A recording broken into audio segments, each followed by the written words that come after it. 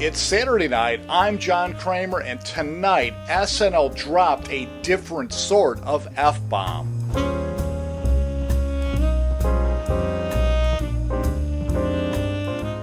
Now, as a Democrat, there's only one F-bomb in my vernacular, and it's not a four-letter word. But in the opening sketch of tonight's show, SNL dropped it by bringing out most of the cast to parody Fox News' coverage of the gubernatorial and congressional races which were decided this week, which also marked the one-year anniversary of the election of President Obama.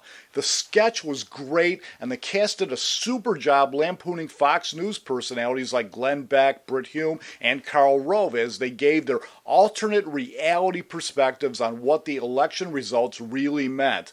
Namely, that the Obama presidency is all but over. And, I couldn't help but take note of the fact that just moments before the show went to air, the democratically controlled House of Representatives passed its own version of the health reform bill, which is a legislative accomplishment of a magnitude not seen in the House in the more than 40 years since Medicare was created.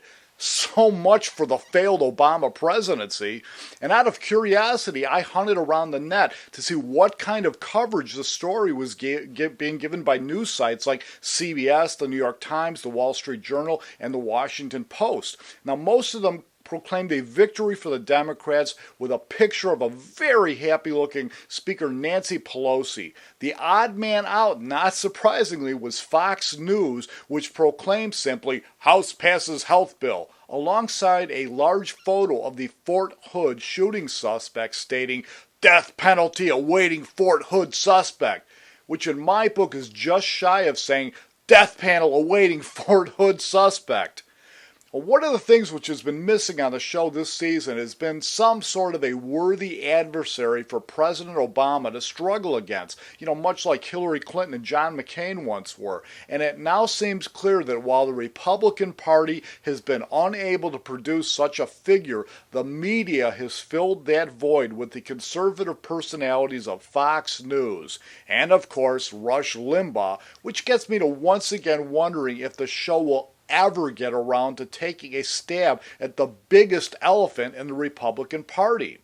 Now, the most attention Saturday Night Live has generated this season has been through the accidental dropping of the F-bomb by new cast member Jenny Slate on a show which was dragged down further into the entertainment dumpster by the non-existent acting skills of the show's host, Megan Fox.